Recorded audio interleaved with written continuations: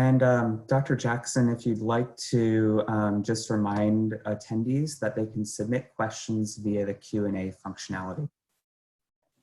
And then maybe if a couple of the speakers, if you remember, it would be nice to remind people of that fact just a couple of times throughout the presentation.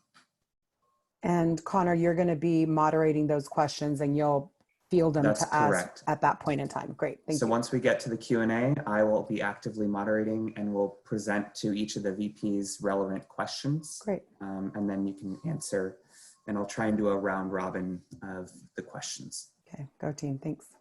Good morning, folks. Damon's here as well, so feel free to ask me whatever is needed, Connor. Great, thanks, Damon. You'll see your name on the slide once it comes up. Great, awesome.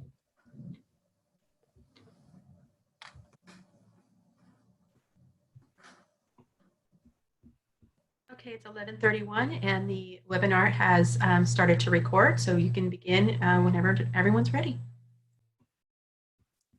Good morning, everyone. This is Dr. Jackson, the interim president at Skyline College. I want to welcome you to our second college town hall. The participant notes are on the screen right now. If you have questions, Q&A functionality has been enabled, so please use the chat to submit your questions. We'll consolidate those, and if we can answer them as we're going through the presentation, we will, but we also want to make sure that we can get through the presentation and allow enough time for questions. And this is a webinar, so it's a little bit different. So all the participants will be muted except for the panelists. Next slide.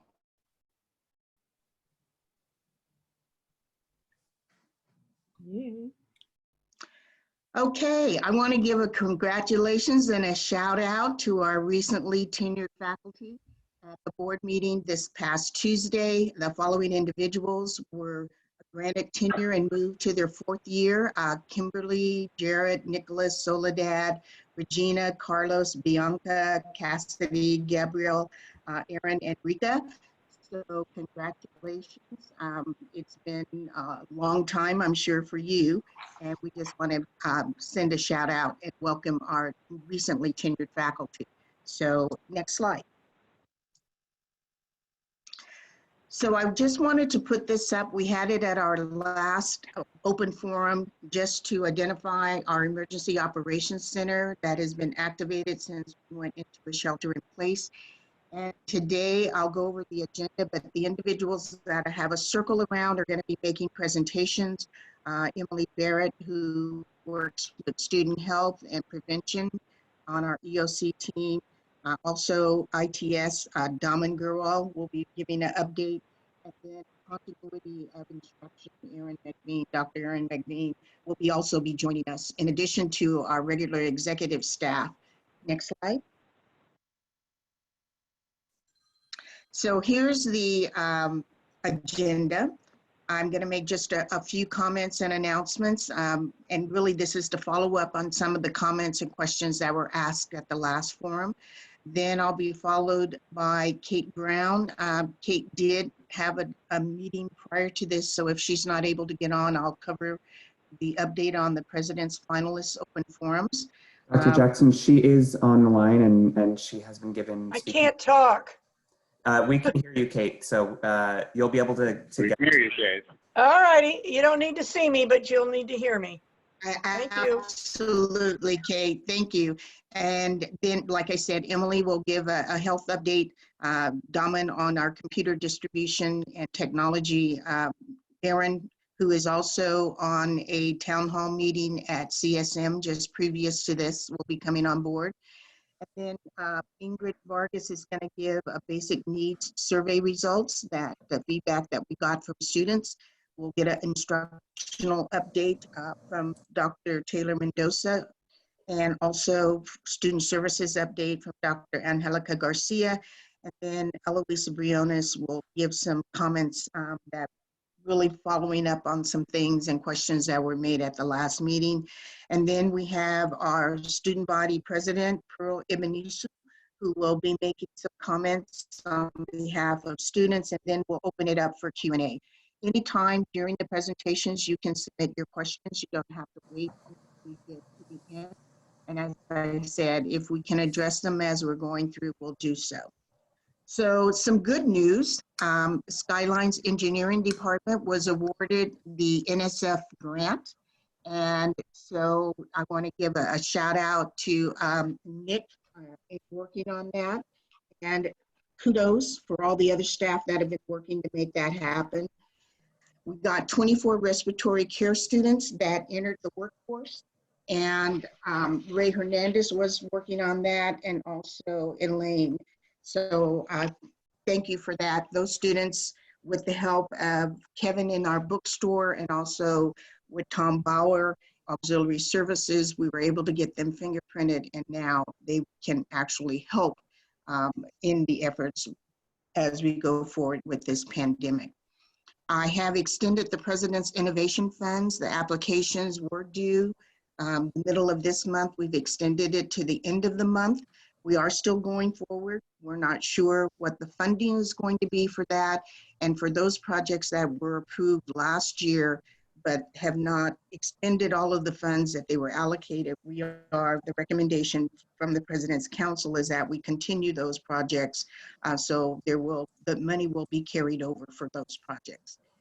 And then the status of hiring, I've had a lot of questions about that. That came up again at our last meeting. Right now, we're looking at a case-by-case basis. We're looking at what are essential personnel, but we are moving forward with our finalists. So those individuals that have made it through the process and are now on my desk for final review, we are moving forward with that. And in fact, we have some interviews this afternoon at 1 o'clock. So Kate, you are next, so I will let you give an update. And Kate is the co-chair of the Presidential Screening Committee. So Kate, we can't see you, but we can hear you. And suddenly you can see me, but more We can see you. importantly, it's just so nice to see your faces and to hear your voices. Such an odd time. And thank you for letting me talk a little bit about this. Sorry, Kate, just 1 minute. Search. If I could ask people to please mute, thank you, while others are talking. I think we had somebody on unmuted. So Kate, please go ahead. Okay, thank you, Connor, and welcome everyone. You know, we have been working tirelessly all year since we started in September to do a full and complete and authentic search for our next president. And then right while we're almost to the end, we have these unusual circumstances. So the final part of the presidential search will need to parallel that of the chancellor. So what will that look like for us? As you can see on the slide, we have now a 4-week process to move forward. Emails are going to be sent to the Skyline community next week, starting next Monday, to submit questions you would like the facilitators to ask the finalists during their forum interview. And there will be a form that can then be put on the Skyline President Search page. The facilitators will be myself as the Academic Senate President and Sherry Prasad as the Classified Senate President. So next week, please submit all the questions that you would like the finalists to be asked. What we then can do is Sherry and I can take those questions the week of the April 20th and put together a series of questions that every finalist will need to answer. And we can also, if you have any extras, let us know. But then the week of the 27th, each of those 5 candidates will be recorded with asking that selection of questions so that you'll be able to see it. In addition, what we can keep is that the leadership team meeting, which will have both Sherry and I there, and the campus executive team. So each of the 5 finalists will have that small team meeting, in which we can ask a few questions, and then the formal forums. all of that the forums will then be given to you the end of the week of the 27th so that you can give feedback. It's a regular survey. And for those of you that have done the chancellor's piece, you know what that's like. You then give feedback. HR will then put all that feedback together so that the week of May 4th, the Chancellor's Cabinet will meet with the 5 finalists, and then the Chancellor will meet with them, and the Board of Trustees is the final interview, and they will make the decision. If you have any questions, you can, classified professionals talk to Sherry, any faculty talk with me, and you can always check in with the district HR if you have other questions as well. So I hope that helps.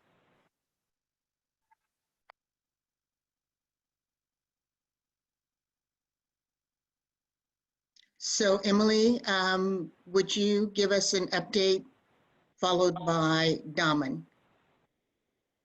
Good morning. My name is Emily Barrick. I'm a physician assistant and the Wellness Center Director at CSM. During the COVID-19 epidemic, I have been assigned as the single point of contact for the district with San Mateo County Health for all infectious disease exposures, including COVID-19. I'm going to provide you with an update about the virus, and then I will fill you in about free telemedicine services that will be offered by the Skyline Clinical Team in the very near future. Social distancing and shelter-in-place orders are helping to slow the spread of COVID-19 so that we don't get a large spike in the number of people sick all at once. The peak of infections may be later than we originally expected in our state, occurring in mid-May rather than this month. Peaking later would actually be a good thing because it will give our healthcare system more time to prepare for this possible projected surge in COVID-19 positive patients. On Wednesday, Governor Newsom announced that the state will spend roughly $1 billion to purchase 200 million protective masks per month during the COVID-19 outbreak.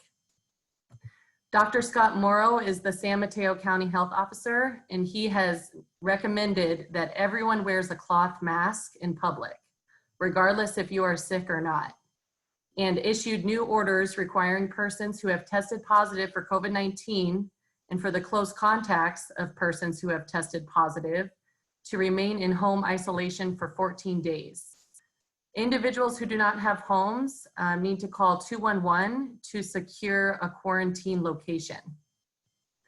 As of this morning, there are 638 confirmed COVID-19 cases, 21 total deaths, and 86 hospitalized in San Mateo County.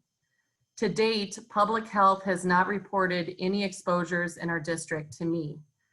Just so everyone understands how it works, all laboratory confirmed positive cases of COVID-19 in San Mateo County are reported to our local county health department. They call and interview these individuals and determine if there has been any related exposures. If an exposure occurs at our district, the county will provide me with a list of those exposed, and I will reach out to everyone privately with this information and provide health guidance. If a student or colleague notifies you in an email that they have tested positive for COVID-19, do not forward the email to anyone other than me in order to be in compliance with HIPAA, and also so that the privacy of the infected individual is protected. There is increasing evidence that the virus can be spread by pre-symptomatic and asymptomatic carriers. The director of the CDC said that as many as 25% of people infected with the new coronavirus may not show symptoms, which explains why the virus can spread so quickly. Due to this, the CDC is also recommending that everyone wear cloth masks when going into public places. Using cloth masks saves the needed medical grade masks for healthcare workers. Because this new virus is new, experts' understanding of how it spreads is limited. 4 factors play a role: how close you get to an infected person, how long you are near this person, whether that person projects viral droplets on you, and how much you touch your face. Other major factors are your health and your age. The CDC recommends keeping a distance of 6 feet from other people. to minimize the possibility of infection. A useful way to think about 6 feet is that it's roughly twice the length of the average person's extended arm. There's no proof that any drug can cure or prevent infection, but there is a new antiviral drug called EIDD-2801 that is showing good promise. It works by interfering with the coronavirus's ability to make copies of itself once it infects the cell, and it can be taken as a pill. So clinical trials will be started with this later in the spring. There are also tests that are being developed to check for antibodies to see who is immune. And multiple companies are working quickly to create a vaccine, but it is important to know that it's still likely about a year away before they're able to release the vaccine. So in the meantime, social distancing measures may need to be stopped and restarted until the vaccine is released for public use. So on a different note, I'm very excited to share that free telemedicine will be available across the district and at Skyline specifically in the very near future. The goal is to roll this out the week after next, if not sooner. This service will allow clinicians to provide students free health consultation, referrals to internal and external resources, refill certain medications, and treat a variety of illnesses and injuries through HIPAA-compliant Zoom appointments. Once available, marketing will send out a notification to students explaining how to access this resource. I'm also excited to share Skyline will be donating 9 ventilators to Bloom Energy so they can be refurbished for patient use. This concludes my report for today. I hope everyone stays healthy and well. Good morning, everyone, and thank you for the chance for me to talk here with all of you today. So I'll give a quick update on how did we do on computer distribution, especially for the students who are looking to get technology. So over the past few weeks, we have distributed close to 60 or so Chromebooks to students, and that was a combination of Chromebooks, calculators, and hotspots that were available. We continue to work with your library staff, Roland Moe and Gabby, to see how can we assist students who still need some help. So there are some questions coming in from the students, how do I get online? How do I reset my password? How do I log into Canvas? We continue to assist through Gabby as well as through the chat that's available in the library, but people are also reaching out directly to ITS, and through the portal that we have available, we are helping students answer those questions. We've been also distributing laptops to faculty and staff who are in need of technology, and that's happening from our district office ITS location. That's been going on very, very well. And as well as we also have a ton of tools available for folks to work remotely, such as we are providing access to Dropbox for collaboration. We are providing access to Adobe Sign. So faculty and staff and even office staff can work on getting electronic signatures on documents where applicable. There was some need on I-9 forms. We are using Adobe Sign and the secure platform to have that available and have that taken care of. And as well as Smartsheet is available for pretty much everyone to use and collaborate online. What we are also doing, as well as there's been a lot of news about Zoom and Zoom security and related issues.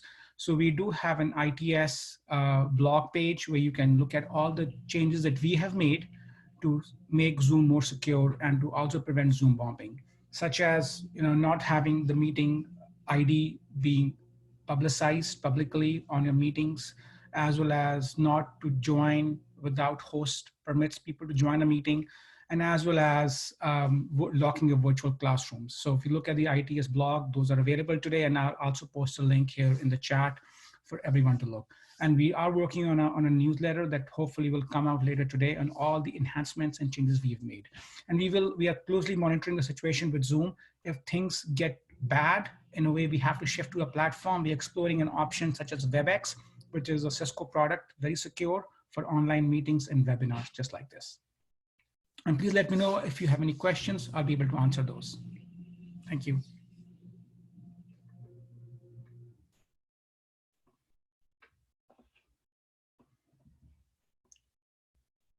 All right, share my screen, folks, real quick.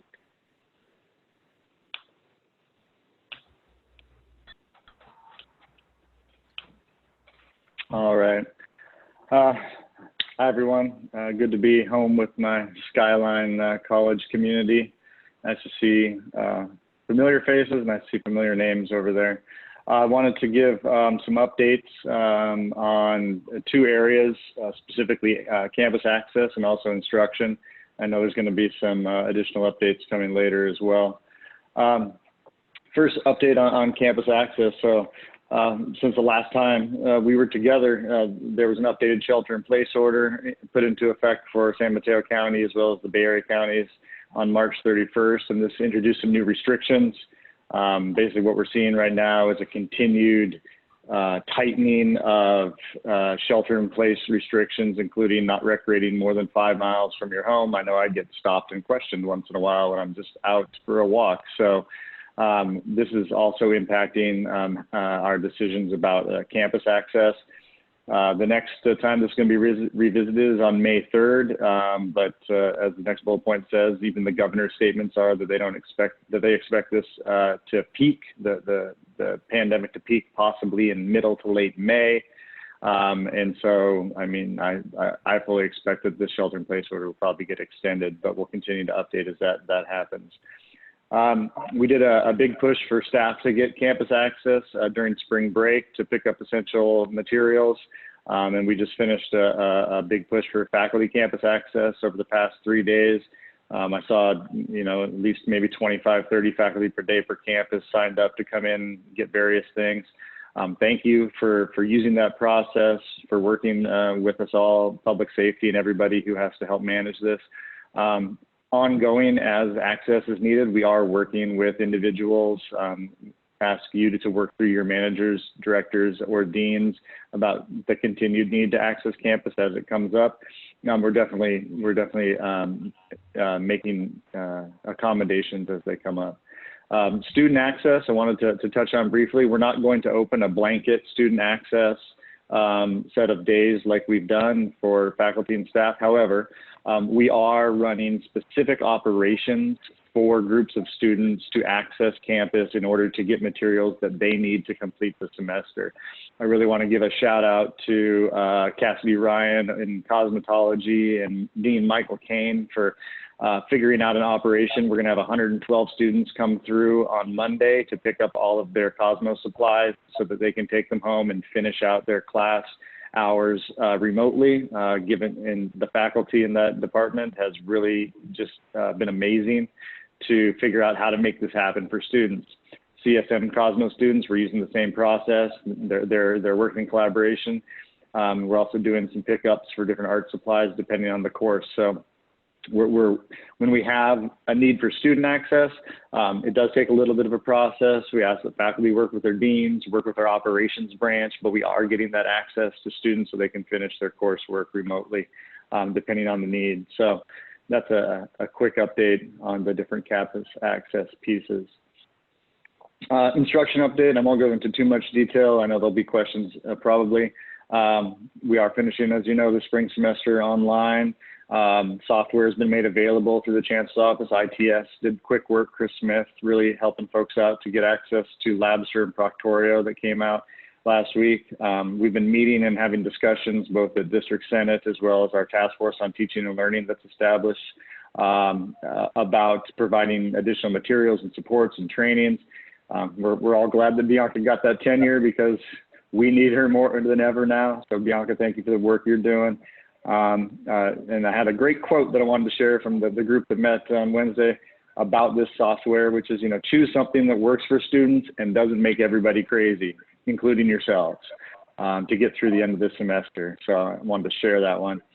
We've got grading policy changes that came out from the State Chancellor's Office that we're going to be discussing next week. I'll talk about that at the end. And then everyone hopefully had a chance to read Interim Chancellor Mike Clare's email this morning about summer instruction online. That will be discussed with the board on April 22nd, I believe, but fully expect support to move summer fully into online. That's going to mean some work and some discussion between now and registration and the start of summer, but it's good to have that clarity, not only for faculty and staff, but also really this is about helping to communicate to students and getting them what they need to be prepared for this. Want to briefly touch on, we'll be submitting the emergency distance education addendum for the summer, just as we did for the spring, in order to allow courses that haven't gone through the local approval process and curriculum committee to be offered. Had a great example of this come up yesterday, talking with all the ESL folks across the district. Kenyatta wants to offer their ESL 400 in the summer because they usually have it face-to-face, but they can offer it online. They've got faculty who are able to do it, but it hasn't received their local curriculum approval process yet. This the emergency DE addendum will allow them to do that so they can maintain access for ESL 400 students. So that's why we're doing those addendums. Planning for fall semester, I think Mike's statement in his email this morning was hope for the best, plan for the worst. What that means is that at this point, it's too early to make a decision to not have any face-to-face courses. And at the same time, we want to do everything we can to be prepared for what some of us fear might be another disruption to the semester. This transition that we made spring was an emergency. We can be better prepared for that type of an eventuality. And so we're going to be doing a lot of work between now and then to be better prepared, to get resources deployed not only to students, but to faculty, staff, trainings. There's work to be done for that. Look forward to engaging in that with all of you. Just quickly, what's coming next? So District Academic Senate's meeting every Monday, and they'll be meeting this coming Monday, and they have a resolution on grading, and immediately following that, and we've been in close communication.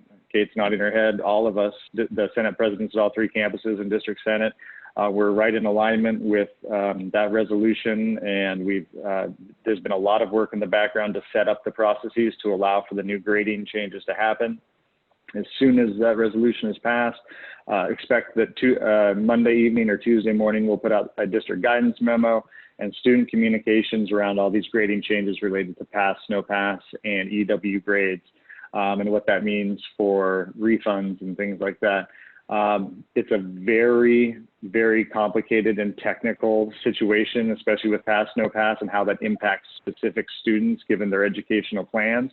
And so one of our biggest takeaways, and I just came off the CSM town hall and we reinforced it there, was students really need to connect with a counselor to understand what it means to take a pass, no pass for their educational plan, depending on where they want to transfer, what their licensing requirements are going to be, et cetera. So we're allowing all the flexibility that the state has told us to allow, but it really needs to be an informed decision for students. Two last pieces, process and form to request office technology is being developed. There's been lots of folks requesting different technology. What I want to say on this right now is if anybody has had a documented accommodation that with regards to technology for faculty, staff at your offices, please connect with your dean or your supervisor and HR to make sure that we provide that accommodation at home now as well. We've already had a few of those requests, and we're working through them and have already arranged to have some folks take home the technology that was part of an accommodation they already had. We're working on a process and form, though, to request other pieces of office technology to go home so that we can just document it, that folks are willing to take responsibility for it, and we're working as fast as possible on this next process. What I will say on this as well, though, is anything that requires ITS staff to have to go to offices to disconnect things and move things, right now that's not something that we're promoting or allowing. ITS is stretched thin enough trying to support everybody and getting in this virtual environment, and we're trying to also keep their staff safe. And so every time they have to go in and interact with someone who's coming in from the outside, that's another risk for them. And so we want to be fair, right? We want to be fair to our ITS staff and we want to respect that. So if it requires ITS to have to disconnect things, that's not part of this process right now.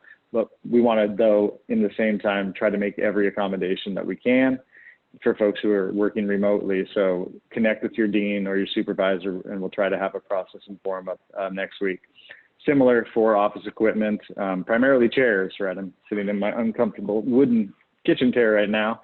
But if folks have had an accommodation for office equipment, we want to make sure that accommodation is available to work from home. But for other pieces, we're going to have a process and something to request that. This is on the facility side. We don't have facility staff available to help move things. for example. And so if that's what it would require in order to take office equipment, we need to find a different solution. And we're willing to, right? We want to find all the solutions we can. This is the next step is this process. So appreciate everyone's patience with that and working through it. And just know that, yeah, we're trying to support everyone who's got to work remotely, just like we're trying to support our students who have to learn remotely. So that's all I have right now. Thanks, everyone, and happy to answer questions as they come up if relevant. Thank you.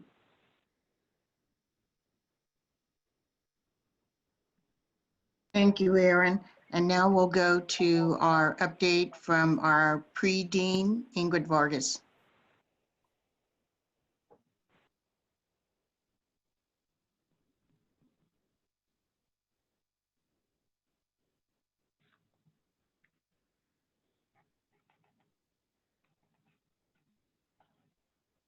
Ingrid, are you with us?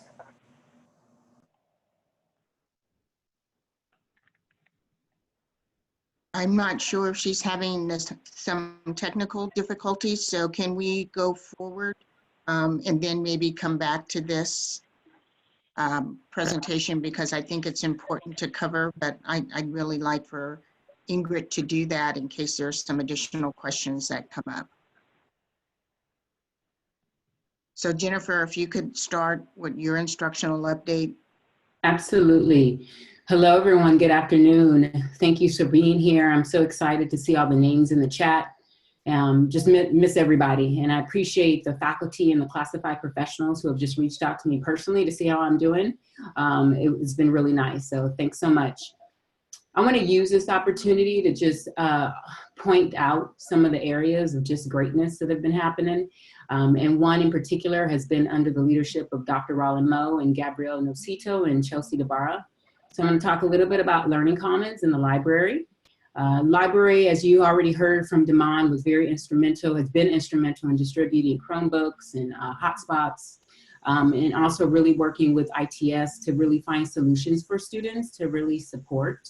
And so I'm just going to kind of go through some of the things that they've been doing in their area. They've also continued to have reference and tech support services online.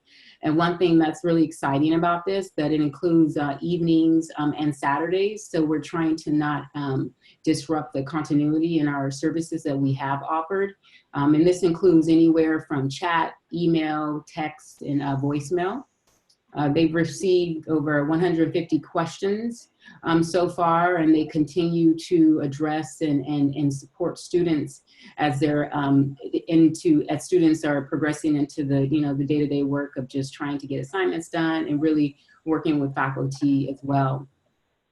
Also, some things they've been able to is workshops and launch new literacy information for instructors to embed in their courses.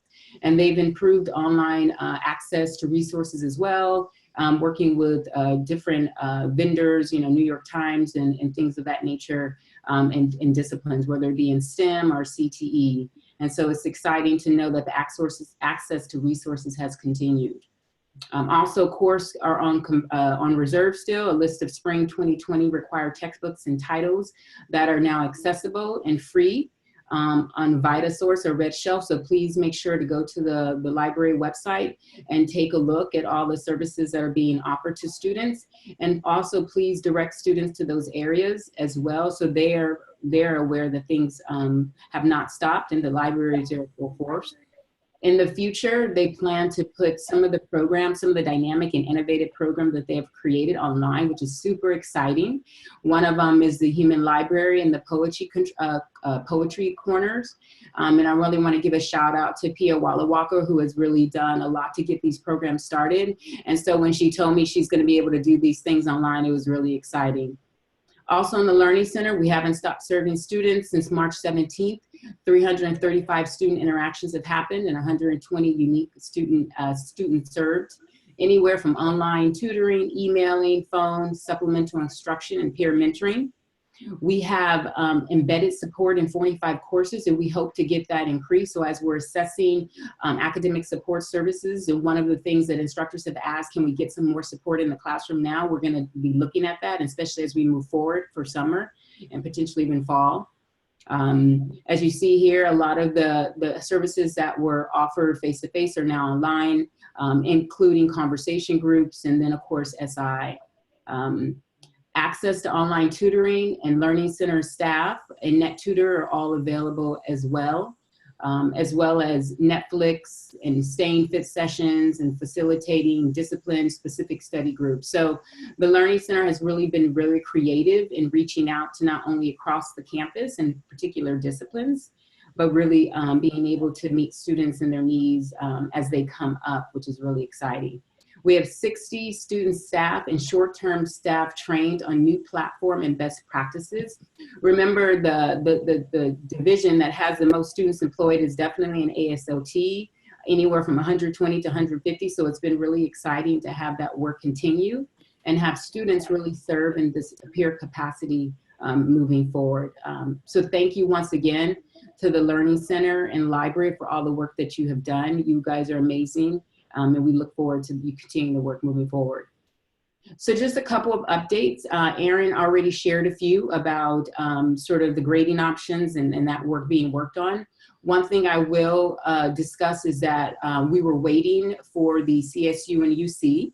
Unfortunately, we're still waiting for the UC to come to some sort of agreement with the systems office. It doesn't surprise us that system takes some time, but the CSU is on board, and they have told us that they are willing to accept pass, no pass for winter, spring, and summer, and in the areas of the Golden Four.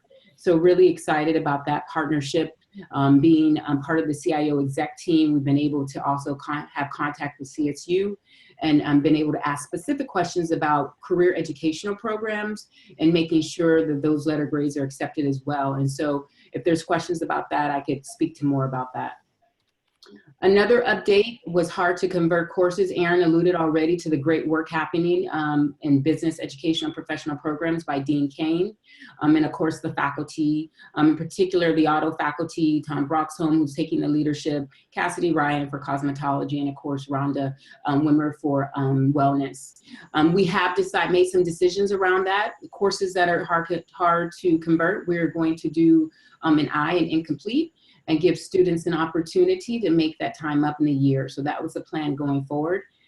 So please, if you have that situation still and it hasn't come to my attention, make sure you connect with your dean.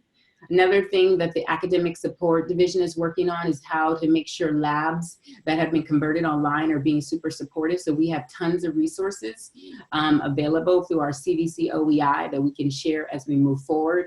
I know one of the questions asked was about Labster in regards to the platforms it can support, and so I'll speak to that later as well.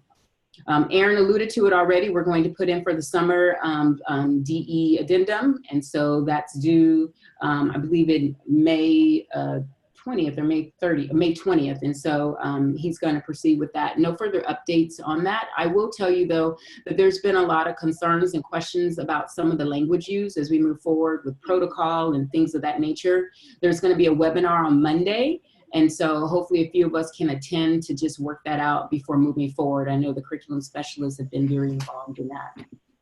All I would say about grading practices and assessments, you know, these are the times that we're working, of course, with District Academic Senate, and Aaron talked a little bit about some of that work. But when it comes to assessment, we're in this new environment. So how can we make assessments creative and flexible as we move forward, but also not compromise the rigor and the content and making sure we still meet the student learning outcomes? And so I've been talking to the deans daily about that and how to really support faculty. Other conversations have come up as synchronous and asynchronous guidance. I'm happy to say that the team in ASOT, along with the instructional continuity group, have had some really robust conversations around this. And I have as well with the deans and what's best, right? When we talk about collaboration and communication in one format, and how do we begin to deliver content in synchronous if we're going to, or asynchronous. So those conversations are going to yield some best practices as we move forward. You know, we're in this mode, we're not wanting to just do remote instruction, but we want to have distance education in its purest form to make sure it is quality. Summer 2020 is approaching, and Mike Claire has said we are going to be virtual. And so there will be some modifications that are going to need to be done to the schedule. So deans will be working with faculty, although we do have the DE addendum to ask what makes sense you know, what faculty feel confident being online in summer, and what when we want to consider moving forward. So there's some work that really needs to be done there, as most of the courses that we have for summer were face-to-face. So there's going to be a bit of transition. Also, just to address the repeatability, I didn't address that under the executive order that was issued by Chancellor Oakley. Repeatability, COVID-19 is an extenuating circumstance, and so repeatability, students do not have to worry about repeating courses as they move forward. If they happen to get a pass, no pass, it will be okay. They'll be able to repeat that course. My last slide is just to talk about just moments of brilliance and grace and understanding as we move forward. Everyone here in this team is super amazing. There's so much that's happening, whether you're taking care of loved ones, or you're taking care of children, or you're a teacher. And I want to just remind us all that it's a team effort. We're doing all the best we can, and to remain kind, gentle, and understanding as we move forward.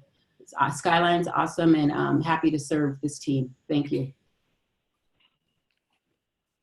Hello. Am I on? Yeah, Paul, I saw that we're moving back up to Ingrid's slides. Can you hear me? Yes, Ingrid. Yes, Ingrid, we can hear you. Thank you. Hi, everyone. Sorry about my technical difficulties. I'm on a different computer now.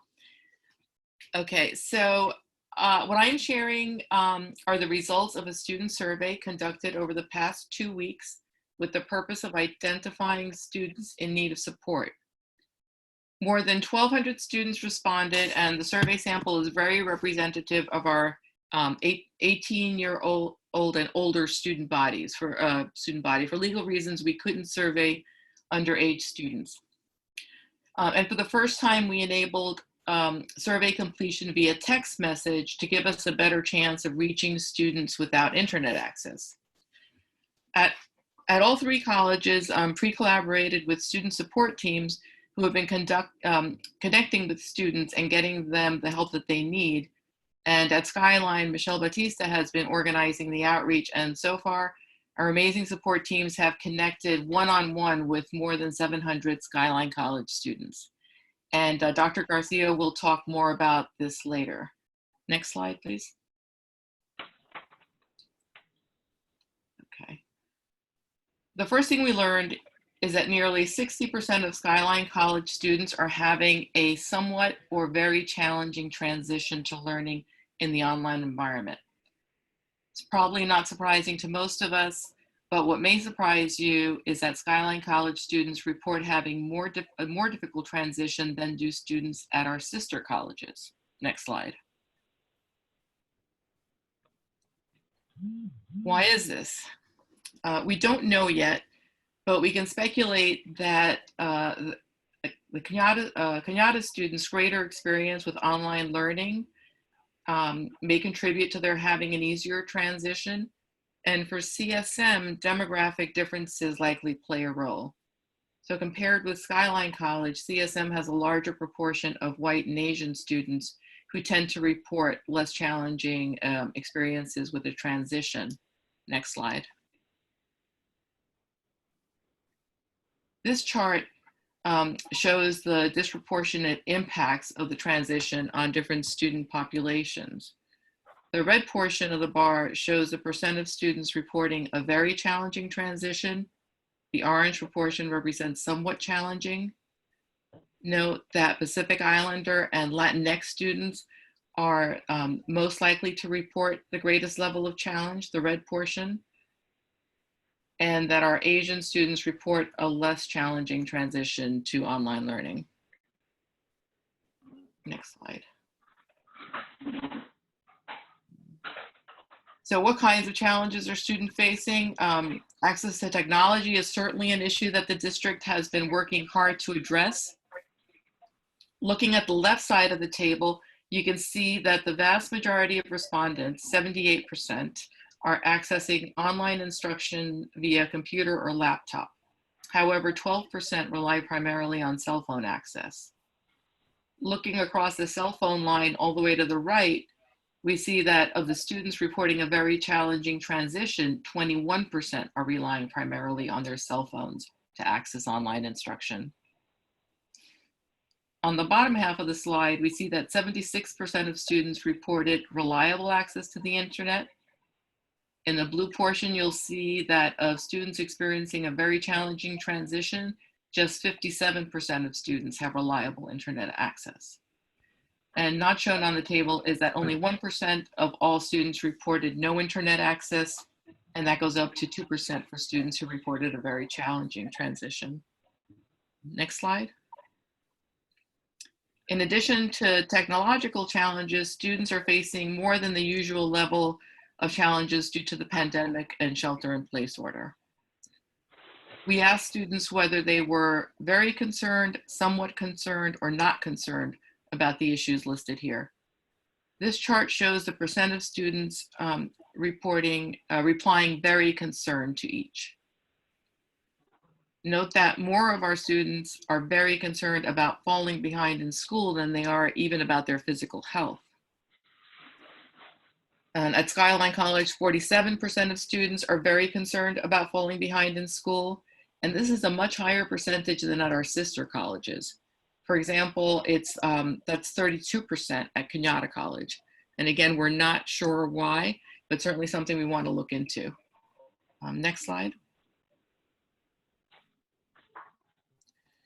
Segregated by ethnicity, we see again a disproportionate impact with higher proportions of students of color reporting that they are very concerned about falling behind in school. Next slide. Our students are facing challenges with completing their coursework at home, just as we are with getting our work done at home. Fewer than half of students report reliable access to a quiet place to study. And looking at the bottom right of the chart, you'll see that for students facing the greatest level of challenge with the transition, 38% have no access to a quiet place to study. And finally, I just want to pass along the sentiments about the academic workload that many students offered in open text comments. Students want to remind faculty that this is a very difficult time for them, and they may not be able to handle the level of work that they did before the pandemic, as I'm sure you already know. Thank you very much for your attention, and I will pass the mic to Dr. Garcia. Thank you, Ingrid. One of the things coming right off of Ingrid's presentation now, feel free to advance to the next slide, Paul, is that the student response team, as Ingrid indicated, being led by Dr. Luz Escobar and Michelle Batista, has a fully operating team. At one point, I think we had 18 members from across campus on this team. I think it might be upwards of 24. And so it really has become a community response. And while the initial intent of the team was to make contact with the students who responded via the survey, that's now evolved, and there are plans to evolve into other spaces, such as looking at those students who may have initiated a withdrawal right around the time that we went into the shelter in place. Some additional information related to that is that the teams are set up in such a way that when students were disclosing their areas of need, they were being triaged to be addressed either with their mental health, physical health support needs, technology support, as Dr. Taylor Mendoza shared, the work that's happening out of the ASLT division, and great partnership collaboration there, making sure that students are getting referred and connected into that area, as well as general counseling, just preparing for completion of the end of this semester, and especially for those students who are looking to move on for transfer. Some updates here is that as Emily indicated at the very beginning, we're proud that beginning the week of April 20th, we're going to be adding telehealth. And so we will have 100% of student services programs and operations fully online. This is definitely great because there are so many students who either are just not able to get access to the healthcare, or because we're sheltering in place, you want to get some healthcare support, but not necessarily endanger yourself and going out into the medical clinics. That's part of our job to flatten the curve.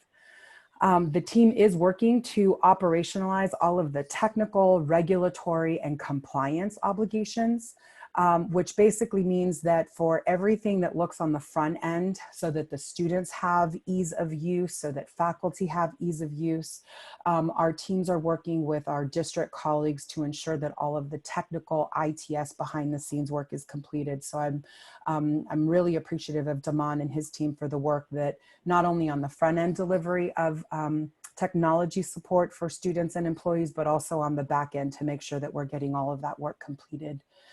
And lastly, the major theme is that there's a lot of work underway to provide a variety of opportunities for student support and engagement.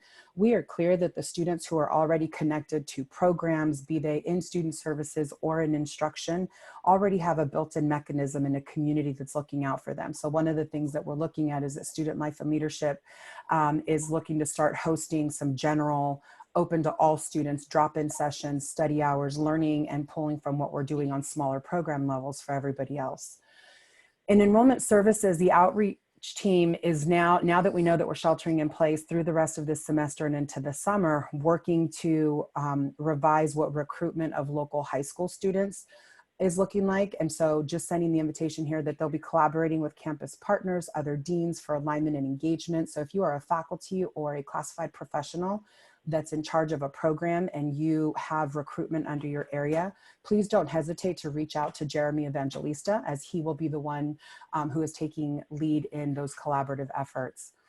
Under financial aid, to date, Regina Morrison and her team have been working tirelessly, first with the food resource grants that we have been able to continue and operating for students who have the food resource on campus, now receiving Safeway cards mailed to their homes. We also had the foundation under the leadership of Takia Warden, and that foundation board allocates some monies to each of the 3 colleges. We originally started with a $30,000 allocation, and Regina and team and all of folks around campus, we had so many students that thankfully Takia and the foundation were able to increase that by $10,000. So proud to report that $40,000 was provided directly into students, 143 students' hands. And really hot off the press is that the Department of Education CARES Act federal funding relief is going to now allocate a $1.2 million that are going to be available to Skyline College students.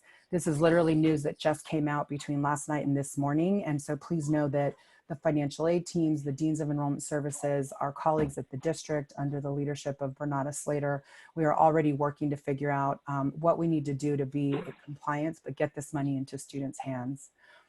Dr. Jennifer Taylor Mendoza already shared a little bit about the excuse withdrawal, the pass, no pass. The piece here is that the admissions and records team is the one that works with district ITS to ensure that when a student interfaces on WebSmart, that, and especially in anything related to grades or something that's going to impact their transcripts, that we are doing our due diligence to provide students the information so that before they make a choice on either an excuse withdrawal or a pass, no pass, really highlighting the importance of connecting with a counseling faculty member to ensure that a student's educational progress will not be jeopardized.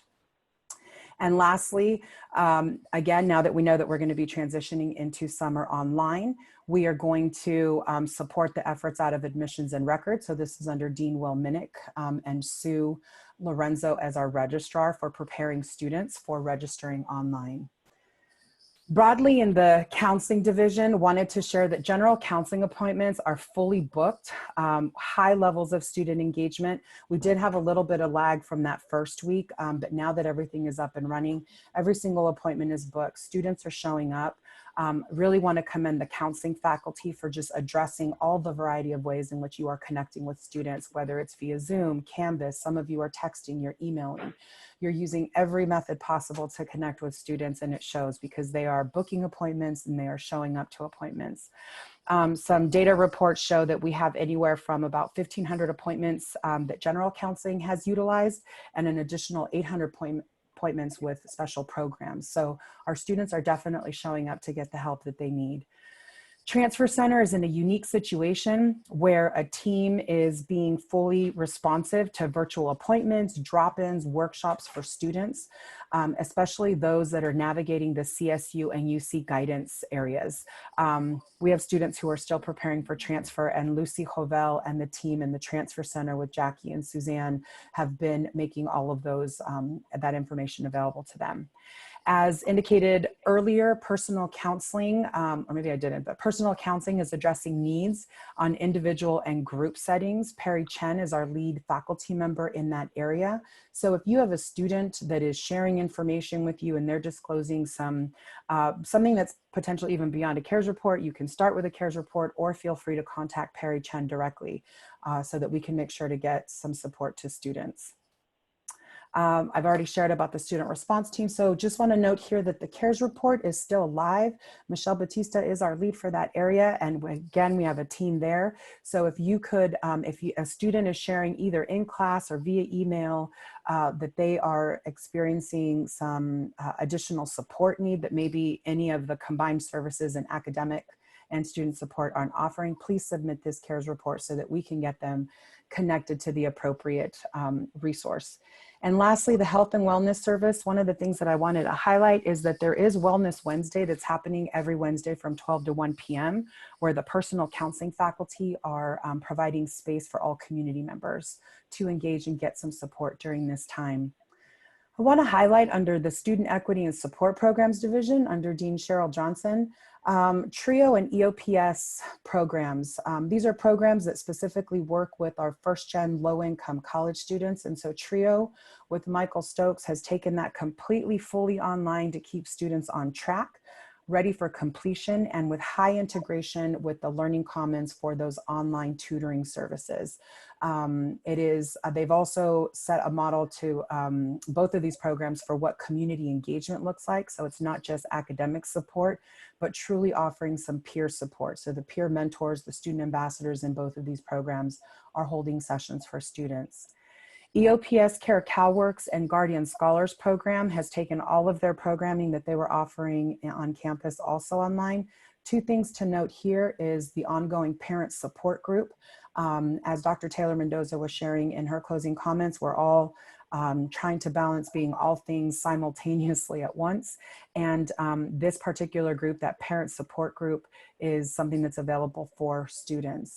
And then lastly, this group has created a Sway page that we've used for other programs now where there's a virtual drop-in for frequently asked questions. Again, just offering space for students to come in.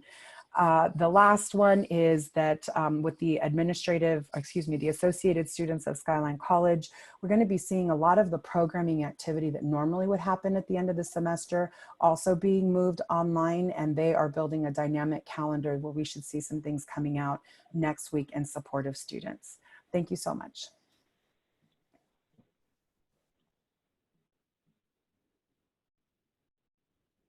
Sorry, at this point, I'd like to turn it over to Eloisa Briones for the Administrative Services update. Thank you.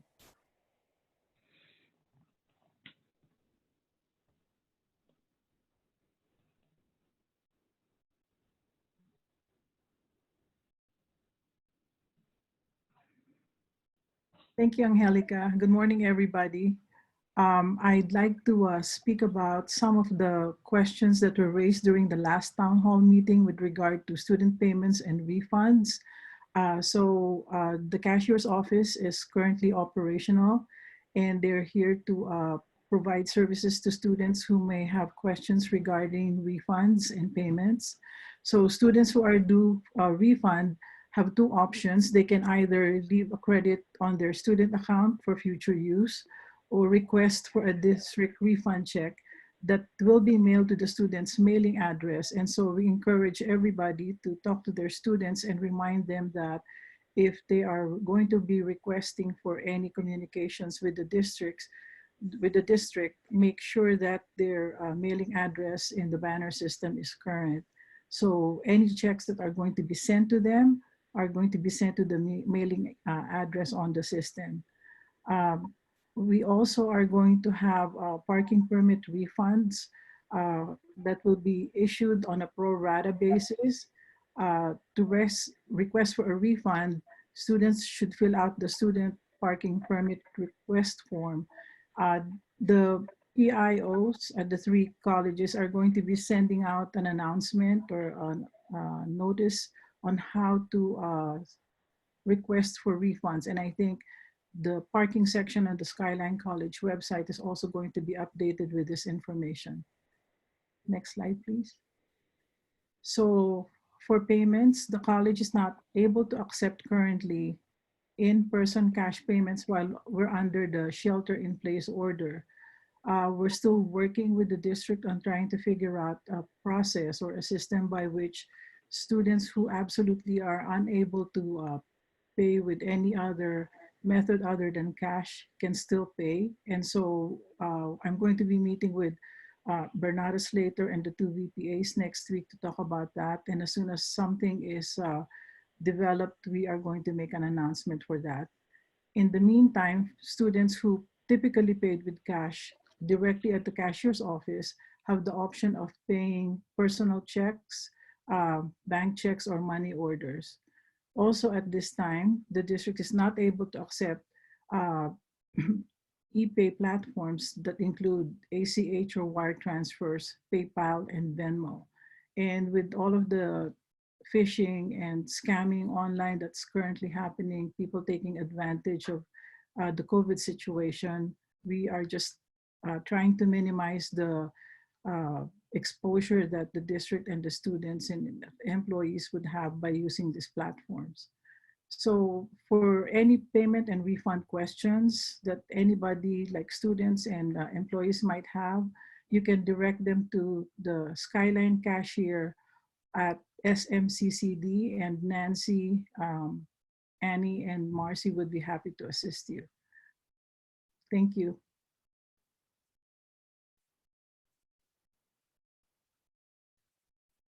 So Pearl, are you on? Pearl is our Associated Student Body President, and she wanted to make a statement. Pearl, are you logged on? Yes, or? Dr. Jackson, I'm here. Thank you. All right. Hello, Skyline College. Are you hearing me? Yes, we are, Pearl. You sound great. Thank you. Hello, Skyline College. I have missed you. My name is Pearl Ibianusi, and I am the president of Associated Students of Skyline College. I hope that this statement finds you safe and around love. COVID-19 have changed my life. I find myself missing our beautiful campus and kill the fog when I look outside. I reminisce about being with my classmates and professors during Zoom lectures. I think about all the support staff and programs that have and continue to help me towards my goals. When I close my eyes, I can hear the hustle and business of our college with events happening in the quad and building seats. I miss our community. Despite this virus changing our lives, we must continue to live. Our campus and district leadership are doing the best to respond to this new and ever-changing landscape. Every day things happen so quickly that I want to commend them for their work and dedication to us, the students. We, the Associated Students of Skyline College, are dedicated to working with leaders across our districts to ensure our safety and our academic progress. The associates, along with faculty and staff, are developing visual content for you to participate in.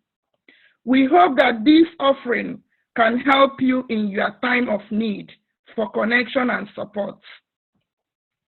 Lastly, I am with you. I am struggling, and I am hopeful too.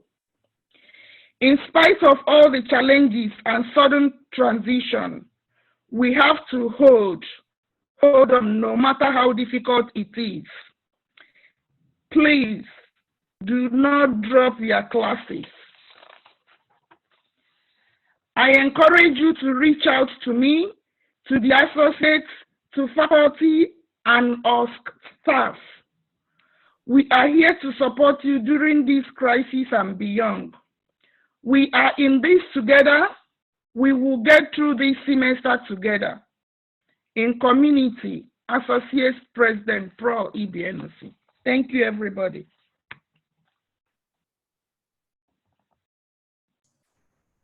Thank you, Pearl. You're welcome. Okay, so we're going to move into the Q&A portion of this town hall, and I've been noticing we've gotten some question and answers that have been answered live via the chat functionality. So I think I'll start with a couple of questions for Dr. Taylor Mendoza related to instruction, and I'd ask all the panelists, if you know something, please feel free to jump in on an answer. We'll kind of keep this informal, okay?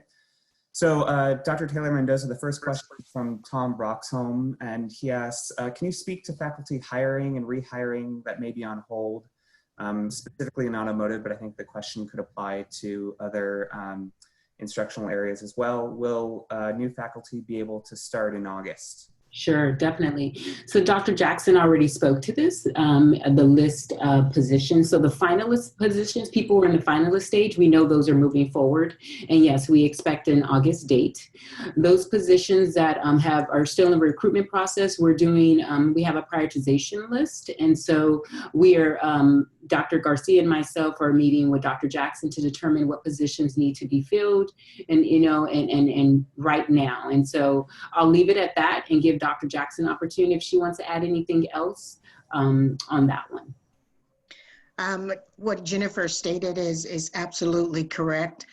At the last open forum, we talked a little bit about finances, that this is an unusual time and we're trying to maintain business as usual under unusual circumstances, to take a quote from our interim chancellor. So we do want to take a look at the positions that we are, I think we had altogether 24 positions. And out of that 24, there was only one that was a new position. So a lot of them were replacements. Either people got promoted or transferred within the district or retired. And so we're taking a look at those individually, one by one. Rather than making a blanket statement, because it will depend on the circumstances behind that. But the district is committed to moving forward, but to do that without putting any kind of hiring freeze on right now. We are not looking at any layoffs, because I will address that. People have asked me about that, so I'll throw that out there. What we're looking at doing is, as there are vacancies, if we have grants on programs that are either not funded because of what's happening at the state level, that we can address that and those individuals be either transferred or subsumed into our existing structure. So each individual hire is being looked at and scrutinized and looked at to see, is it really necessary now, given the current circumstances, or do we want to defer that to a later date? So that really is the answer right now, is the uncertainty. We're not sure. Thanks. Okay, so Cindy Moss has the next question. She asks, will proctoring be available for summer and fall? Yes. Great. Another one from Tom, is there a plan to provide specific time and, if necessary, compensation to make up incompletes? Great question. Yes, we've had that conversation. I've had it with the dean. I've also had it with Vice Chancellor McBean. And so we're coming up with a plan. So more to come on that, but yes. Great. A question from Kate Brown. Has CSU approved pass, no pass on all ADT major courses? So yes, but I'll also ask Dr. Garcia to chime in if she has different information. So yes, there's some concern about the ADT major courses. I would say though to students, and the counseling would know best, to reach out to those departments and disciplines that they're transferring to make sure that it's okay. Because I've heard a couple things. I've heard yes on the call, and then I've heard no, make sure to reach out to the area, as well as with sort of career education programs that you transfer into. You want to make sure that specific CSU is going to take that pass, no pass. Dr. Garcia, do you have anything else to add?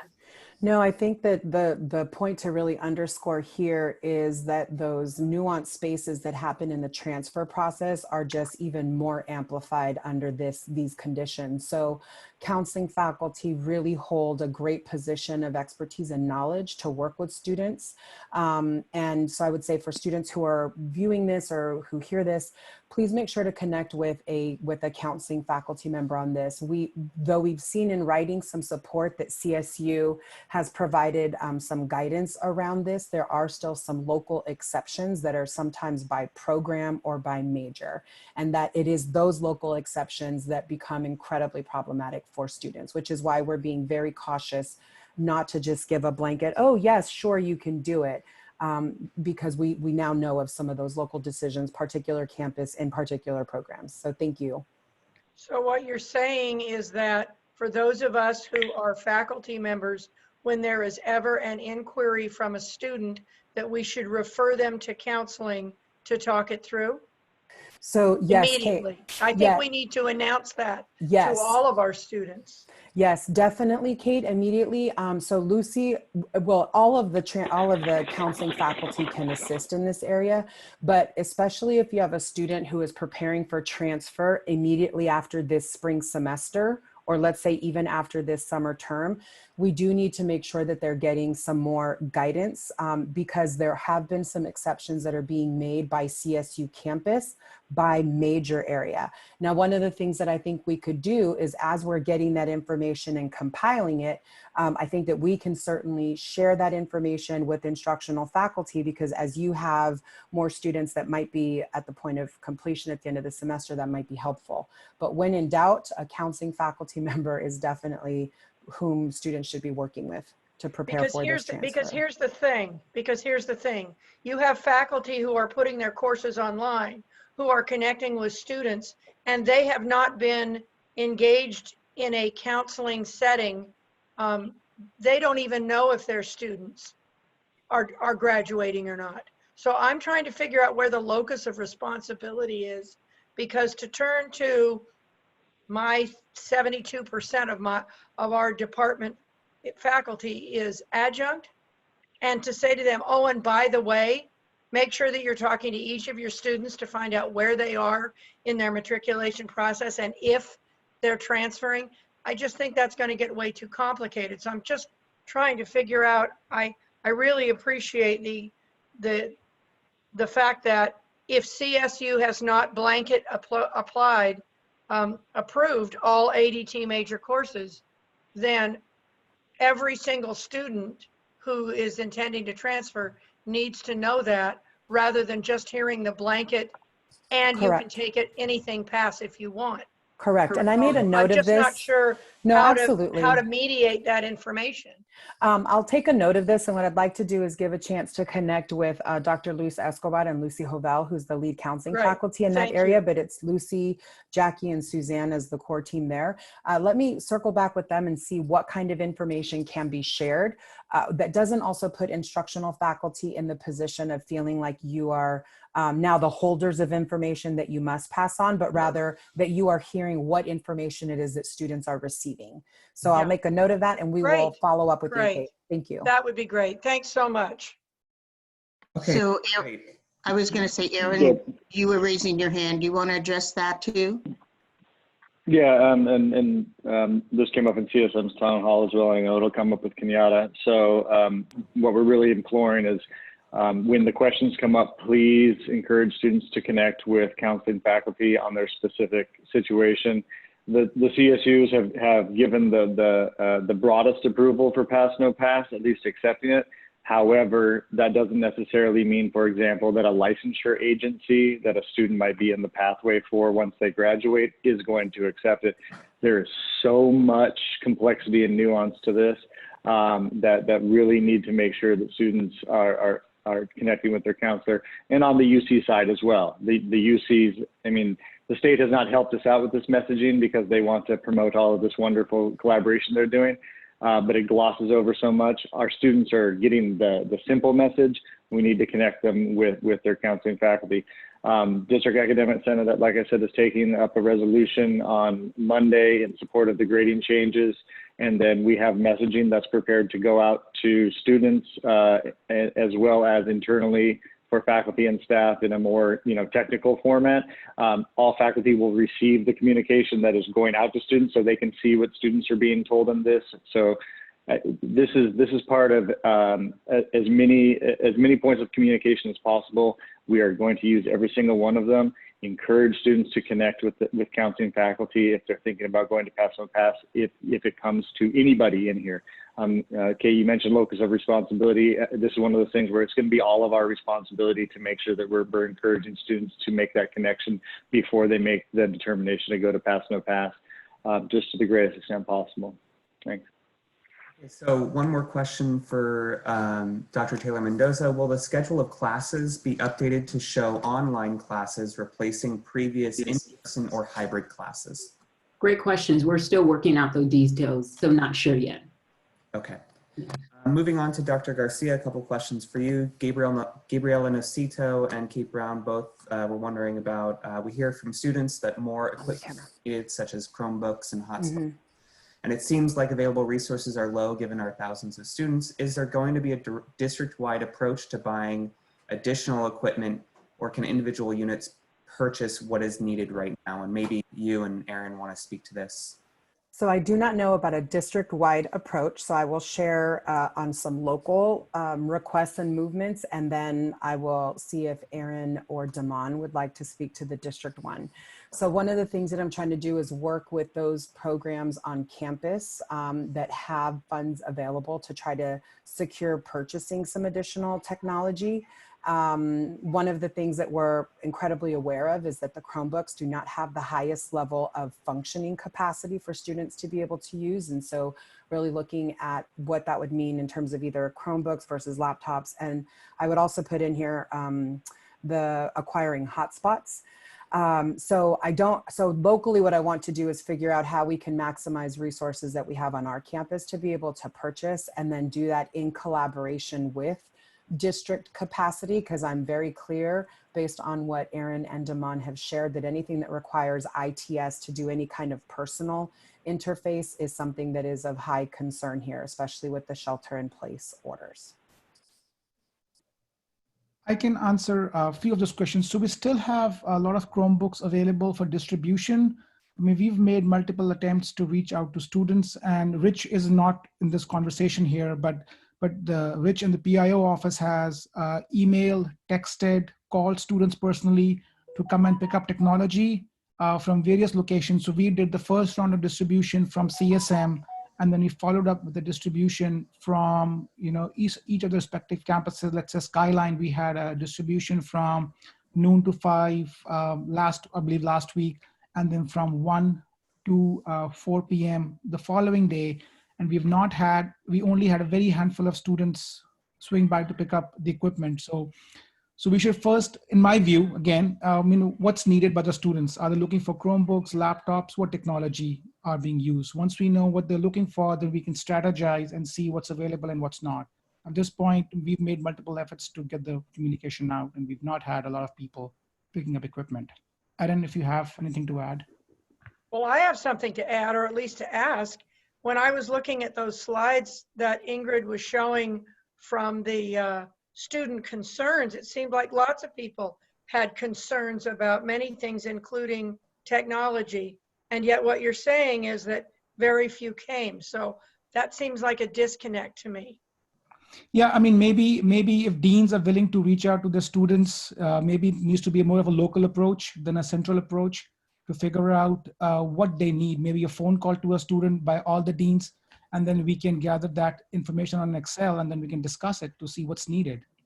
Damon, we can follow up with you on that, because now if it's not going to be something that's coming directly out of your area, I feel like Jennifer and I and student response team, we can collaborate, because certainly if there are resources available to be distributed, we want to help get that into the hands of students. Right, absolutely. So let's do that. I mean, just to fill you in, I just spoke to Iro, one of the techs over at Sky. We still have about 55 Chromebooks available as of today. That is part of your inventory at Sky. So, let me know. So let me just chime in, and this is really a broader concern, technology, of course, and getting it into the hands of students. But even some of our students, for example, I met with some of our student leadership, and they were not aware of the distribution of the Chromebooks. So it's a broader issue.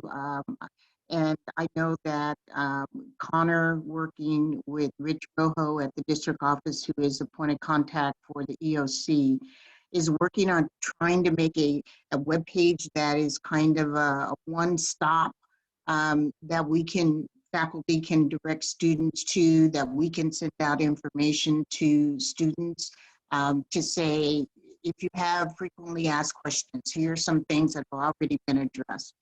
What about technology? What about online assistance? What about, and they're working on that right now because we've been using the email system to distribute that, and we probably will still continue to do that, but also directing them to kind of a one-stop.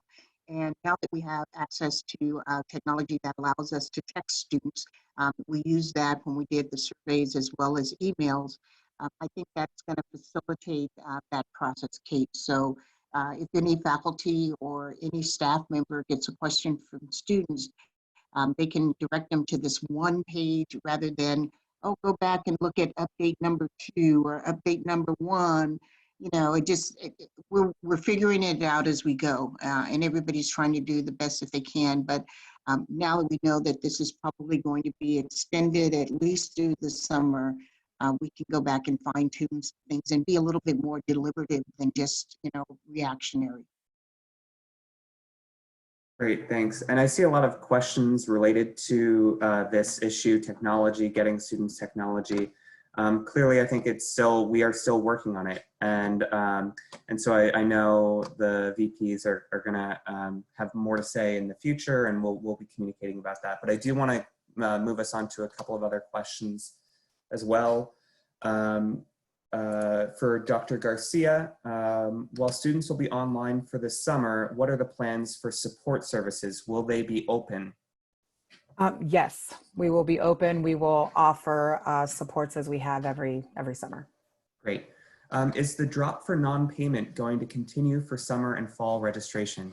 Yeah, I was actually just in the process of typing a response here, and then I sent a note to Vice Chancellor McVean to see if he wanted to weigh in. So this is what I know. It's under discussion, and we should receive some clarity and messaging to ensure that students receive support and accurate information. And just to please know that once we have that clarity and guidance from our district, that our enrollment services team will both implement that and support students through that process. The general tone is to err on the side of wanting to support students and really review our own policies and procedures to remove any barriers associated to just getting students into their classes. But that's an official more to come, but that's the spirit of how we're approaching those discussions. Thank you. Great. And Aaron, did you want to add something? No, that's exactly it. We're looking at the issue. We've started the discussion about drop for non-payment for summer and fall. So there'll definitely be more information coming out about that. Okay, great. Dr. Garcia, if counseling appointments are full, how will students be able to connect with counselors? Great question.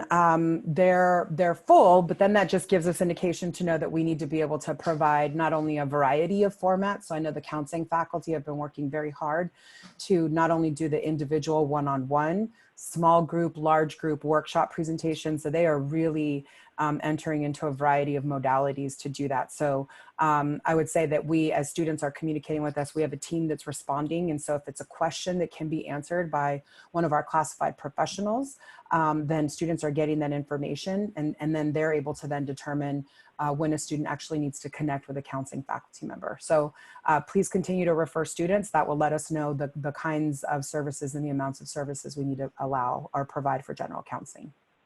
Great. And one more for you, Dr. Garcia. Have virtual mental health services been proposed to students in the same way that virtual counseling sessions have been offered? The personal counseling, sorry, Connor, one more time, you skipped a little bit. Yeah, that virtual counseling sessions have been offered. Given the context of this, it may be the online. So absolutely, personal counseling has been available in this remote setting since the very beginning. So Perry Chen is the faculty member in that area. Bev and Liz and others they are there. We're providing support to students. Again, different modalities, individual when it needs to be, small group, larger group. So again, if someone is in need of some personal counseling, mental health support, we absolutely have that up and running and have had it since we went remote. Great, thank you.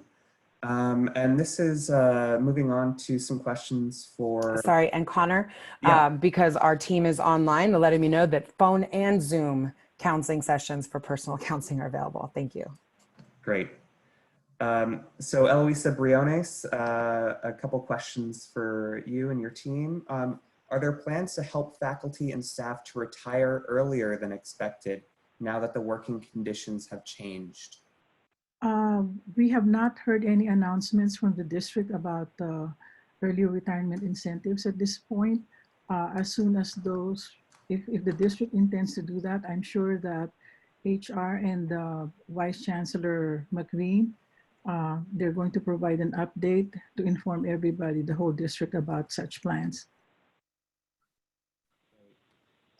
Has there been any word on payment for student employees for April and onwards? So I had done a follow-up with David Fune at HR, and we're waiting for guidance from HR regarding this. It has not been confirmed, but from what I understand from the last communication from him, student assistants are going to be paid until April, but I'm not sure about anything beyond that. So I'm going to follow it up with him again. Okay, great. And announce, send out an announcement with regard to whatever responses I get. Thank you. A question from Martina Center-Goodman.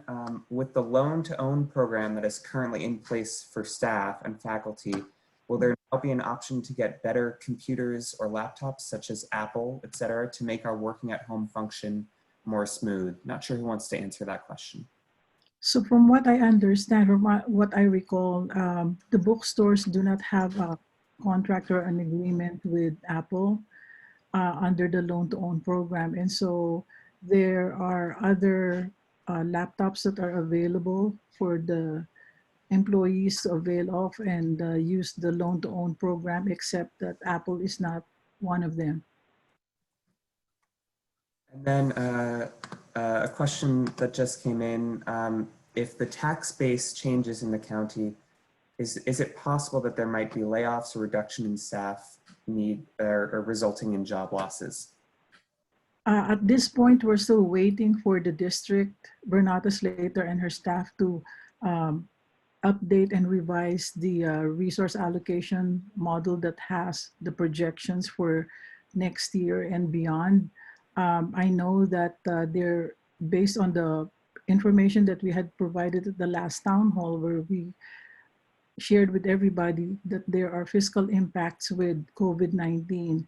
And so Bernata and her team are developing a COVID-19 budget. And so as soon as that's released, we are going to share that with the college. I'm not sure that it contains anything like Dr. Jay had mentioned earlier, that there has been any mention of any layoffs or staff reductions at this point in time. Great, thank you. Mm-hmm. A question from Tom. Can we be provided with a district-supported text messaging service to communicate with our students without having to use our personal cell phones? So Daman or Aaron, would you like to address that since it's a technology issue, Daman? Yeah, we do have an option. I was talking to Chris Smith, who manages our Canvas LTI. He's kind of the technology admin for that. There is an option within Canvas to be able to send out text messages. We just haven't explored that all the way, but I don't know if Chris is on the line, if he wants to quickly chime in and update on that. No, sorry. So I'm actually not aware. Maybe we talked past each other. I'm not, I'm not sure if there is the option in Canvas to send SMS messages. I don't think there is. We do have a solution that we use to send students text messages called Guamail, and typically requests to send those go through the marketing offices.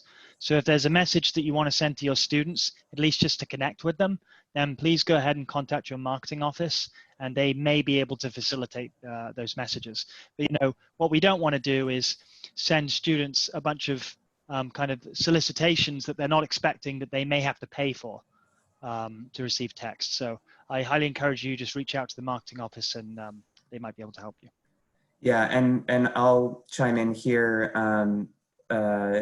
We can talk about doing larger text messages to large groups of students, but marketing will likely not be able to connect on an individual basis with each of the faculty students, just 'cause we don't have the bandwidth to do that. So just want to set some reality checks there.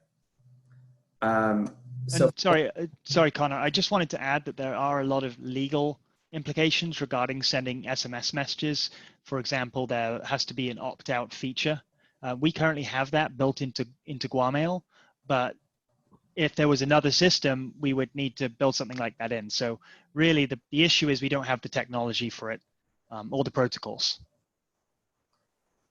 So we're winding down. We have well, the clock just clicked over to the top of the hour. I want to thank everybody for, logging in, and I want to thank our panelists, both at the district level as well as our executive team. And I'd like to make one last announcement.